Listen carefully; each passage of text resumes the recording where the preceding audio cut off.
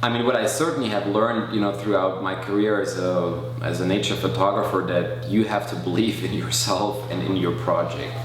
There's so many people that will ignore you, that will not answer if you send a letter of solicitation or if you will present your work. Of course, there's so many images out there, there's a lot of stories out there, so if you do believe in your story, don't let yourself be discouraged. You have to believe in it, but at the same time I would also say be critical. I really looked at my work a lot of times and I always welcomed the criticism. That's what I actually try to get as much as possible, so that I could see where I wanted to improve, where I agreed with the criticism, where I didn't. But I think with submissions to magazines, publishers and other things, not to be discouraged, because you're gonna get a lot of turndowns. I don't know if you can see that. I'm German, so my English sometimes is a little bit funny.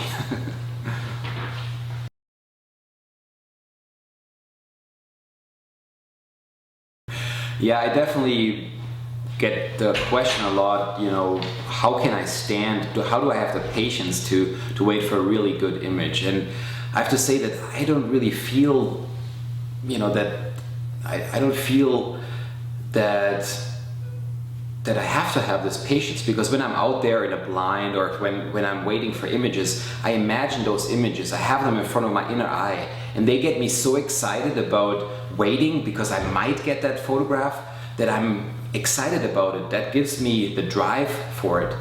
At the same time, I pay attention. I love the sounds out there. I love hearing the bird songs. I love starting to understand, what's an alarm call, what's maybe a call, for example, at the nest of the snowy owl, that the male returns. So I'm really there, alert to capture that shot when the male comes in with the open wings.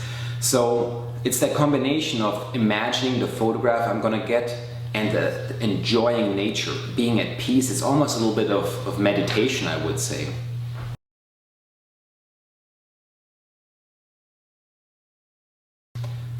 The beautiful thing is that with images you can tell a story in very few moments. You show a couple of images that are powerful, and they translate into entire stories that could maybe take hours to tell. And I think this is where we as photographers play an incredibly important role in communication, in education, because we can do it with a couple of photographs. But the process that goes into doing that, we've really learned how to do. How do we teach others how to communicate better and research and dig deeper? I think, in photography, when you're passionate about photography, you're often not satisfied with the first round of photographs. You are excited and passionate about your subject, and that makes you go back. You really want to understand what's going on, because only if you do understand, then is when you start to get the really good photographs. So for me, I do these multi-year projects because then I know over time, when I return again and again, I will start to understand and then get images that otherwise, you wouldn't be able to get. And also then I feel more in tune with the environment. I get almost like more in tune with the wildlife itself, and that allows me to get photographs of a whole different level.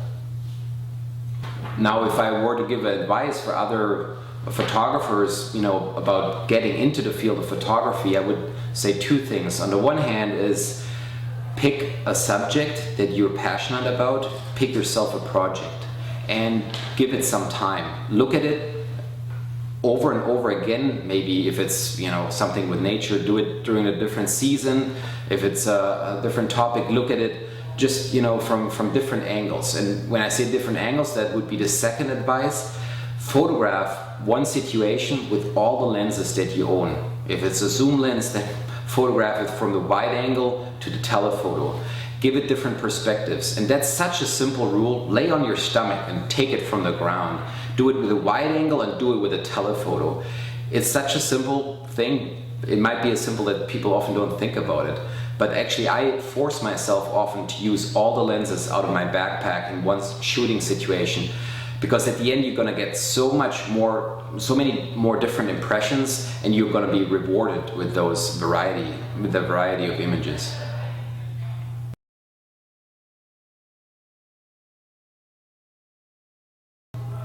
If I can keep going the same way, that's where I'm happy. I love these projects that I do together with my wife. If my wife, with our newborn son, if we can keep doing those projects, keep on exploring entire ecosystems, because that's what I'm about. For example, photographing right now the entire west coast between Mexico and Alaska to create wildlife corridors, or the Arctic environment that I've now covered for several years. I love doing these kinds of projects, and I'll see myself continuing on Freedom to Roam. I'll be working in Africa and other locations around the world, fighting for the creation of wildlife corridors so that we can save the big mammals like elephants, lions, because they need those interconnections. They need those corridors between the national parks that exist at the moment.